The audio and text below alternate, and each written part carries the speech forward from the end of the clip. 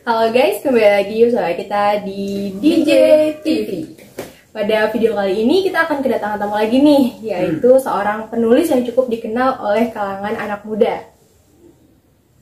Siapa ya? Ini dia.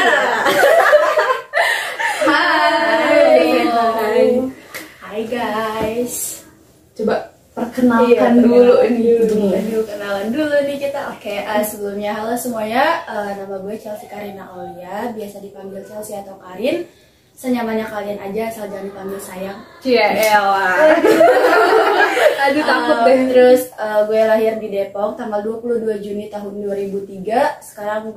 Sekarang gue lagi jadi mahasiswa di salah satu politeknik negeri, yaitu Politeknik Negeri Media Kreatif jurusan penerbitan. Salam kenal semuanya. Salam kenal Karin. Oke, kalau boleh tahu sekarang kabarnya gimana nih? Aduh gila ya. Soalnya Semua pasti paham lah sebagai mahasiswa. Iya, Serius. betul. Baik, alhamdulillah baik banget teman-teman. Dipaksa untuk baik-baik saja. Bercanda banget. Sangat baik ya, walaupun di dalamnya sangat stres. Cerah banget ini muka. Oke, tadi kan udah perkenalan tentang nama nih. Udah ya? Ya. Oke, kalau gitu hobinya, kira-kira hobinya Karin itu apa sih? Ya sebenarnya random sih, bisa berubah-ubah. Tapi yang lagi gue iniin banget sih ada nonton drama Korea. Waduh. Iya, Karin ini K-popers tau. Yo, gitu mas guys. Jadi gue ini Apa nih? sama ya hobi nulis lah, sama masak. Gila gue suka banget masak. Aduh, Bisa jadi anak kosan gitu ya, dimasakin. Iya boleh. Sama anak kosan Anak kos gak bisa masak, survive-nya susah. Iya, bener banget. Pengeluarannya Banyak ntar. Iya. Cocok ya. Mungkin Karin kesibukannya sekarang sudah sampai. Kebetulan sih kan karena lagi jadi mahasiswa juga, jadi lagi fokus ke ini sih kuliah, sama beberapa kali nyicil buat cerita baru. Wih, Asik, apa tuh? masih nggak boleh. Iya. Nah, kira-kira nih awal mula Karin itu tertarik dengan dunia tulis itu karena apa sih? Jadi kan dulu tuh ya SMP nih, gue mulai suka dari SMP itu 2016. Jadi temen gue ngenalin gue ke salah satu platform online. Nah itu namanya Wattpad. Boleh sebut gini? Boleh. Merek nih. Wattpad. Nah di situ tuh gue gue suka banget baca kan, kayak orang suka baca nemuin aplikasi yang isinya cerita semua gitu kan, kayak ih seru banget nih, kayak wah gila, gue sampai nggak tidur tuh gue baca cerita kan. Terus sampai akhirnya gue nemu satu cerita, kayak ini cerita keren banget, gue mau punya cerita sendiri gitu. Terus dari situ ya udah deh mulai nulis. Terinspirasi dari cerita orang. Keren banget. Bisa ya langsung termotivasi Iya. untuk menjadi penulis. Langsung kayak pulang. ada keinginan pasti dikejar gitu. Ada jalan. Di mana ada keinginan ada jalan. Di mana kita bersungguh-sungguh pasti dipermudah. Masuk. Kan Karin terkenal banget sama Abigail. Iya, Karya. alhamdulillah. Mungkin selain itu apa saja sih karya-karya yang udah diterbitkan nih di Wattpad? Mungkin teman-teman mau tahu gitu ya. Selain Abigail Diterbitkan di Wattpad-nya atau yang udah jadi buku. yang udah Jadi buku boleh semuanya. Boleh. Sebenarnya kan Abigail itu alhamdulillah buku ketiga ya. Nah buku pertama itu ada judulnya Alone, sama buku kedua itu terusannya Alone Never Be Alone. Jadi kayak untuk yang udah terbit itu 3 termasuk Abigail gitu. Nah, udah beberapa yang masih di Wattpad gitu. Dipublis di Wattpad aja, belum naik terbit.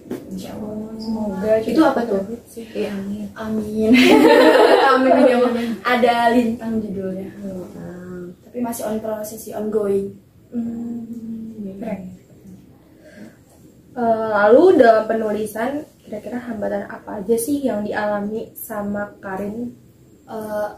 Umum sih ya, pasti ini yang dirasain banyak pengarang penulis tuh, kayak writer's block, kayak gimana, kayak lo nih buntu banget buat nulis, gak bisa, ya ngestak, gak bisa kayak ngelanjutin, kayak ya udah lu tuh kehabisan ide buat ngelanjutin cerita lu gitu loh, kayak duh ini bagian selanjutnya harus gimana ya gitu. Jadi dari situ tuh kadang kayak patah semangat, kayak apa gue udahin aja nulisnya gitu, kayak aduh pusing banget deh pokoknya kalau udah kayak gitu. Bener-bener gitu ya. Sampai tarik napas sih. Kita merasakan ya merasakan kegelisahan. Lalu kan Karin ini punya banyak karya nih. Masya Allah. Masya Allah. Kira-kira cerita mana sih atau karya apa yang sekiranya paling sulit gitu di antara karya-karya lain?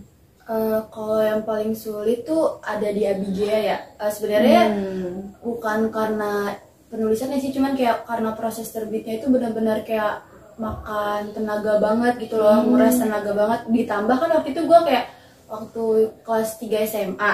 Nah itu tuh benar-benar kayak lu tugas akhir SMA, ujian dan lu disuruh ngerevisi cerita. Itu benar-benar kayak lu buntu banget di situ, tapi lu harus tetap harus nyelesain novel itu karena lu dikejar target cetak gitu, target terbit gitu. Itu benar-benar kayak bikin nangis. Aduh, ditambah juga kan mau ini ya, masuk PTN. Mikirin PTN cerita gitu. Berjuang. Perjuangan. Tapi alhamdulillah ya, Kayak terbayar capek dan yang pusingnya. bikin bersyukur sekarang tuh kayak ya kerja keras lo bakal terbayar ke depannya gitu loh. Kayak lu nangis di situ, ke depannya lu kayak lu dapet pelajaran dari situ. Di depannya kayak oh iya ya gue nangis sekarang hasilnya gue nikmatin sekarang gitu sih. Keren banget. Ya Allah, semoga banyak penulis yang seperti Karin. Amin. Kalau boleh tahu nih siapa sih role modelnya Karin dalam berkarya? Kalau misalnya role model tuh ada dua. Ini dua-duanya penulis tiga-tiganya penulis laki-laki. Yang dua dari Wattpad itu ada Bayu Permana sama yang satu lagi, nama penanya Bayu Permana sama Kata Kokoh.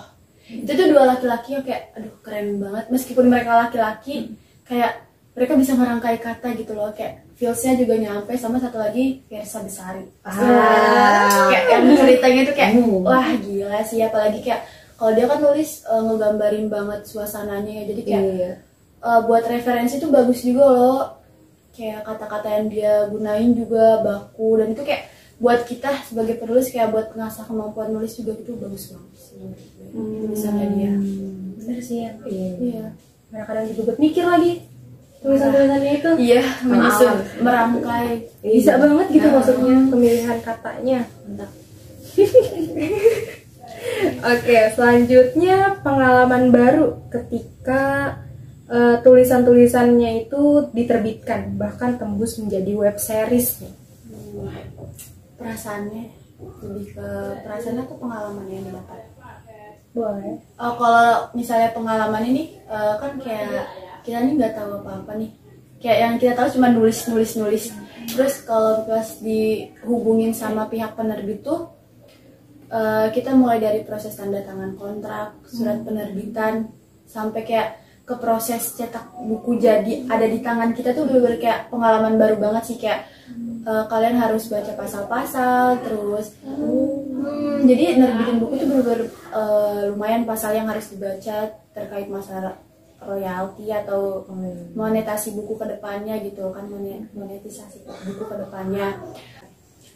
Terus kan kayak misalnya kita dikasih ilustrasi untuk milih cover. Jadi kita nih karena gue ke penerbit mayor ya, jadi kita nih terima jadi dia kayak misalnya dia nawarin 2 cover gitu, kayak ya udah nanti lu disuruh milih atau enggak lu naikin interaksi di sosial media buat promosi juga, buat marketing gitu loh.